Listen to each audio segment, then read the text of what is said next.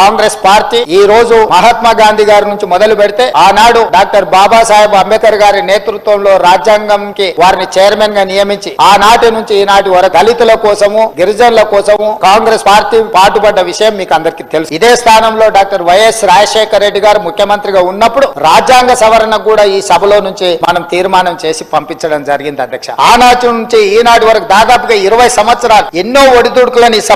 ఈ సమస్య ఎదుర్కొంటూ వచ్చింది అధ్యక్ష. అందుకే ఈ రోజు నా జీవితంలో 20 సంవత్సరాల నుంచి ప్రజా జీవితంలో ఉన్న ఈ 20 సంవత్సరాల నాకు నిజంగా ఏదైనా ఆత్మ సంతృప్తిని కలిగించింది, నిజంగా నా జీవిత కాలంలో ప్రజా జీవితంలో నేను చేయగలిగిన గొప్ప పని ఏదైనా ఉంది అని అంటే ఈ రోజు ఈ వర్గీకరణను అమలు చేయడం ద్వారా, అదే విధంగా బలహీన వర్గాలకు సంబంధించిన కులగణన వాళ్ళ యొక్క సామాజిక ఆర్థిక సర్వేను చేయడం ద్వారా ఒక ప్రజాప్రతినిధిగా నాకు నా రాజకీయ జీవితానికి ఒక పరిపూర్ణత వచ్చిందని నేను ఈరోజు భావిస్తున్నా అధ్యక్ష.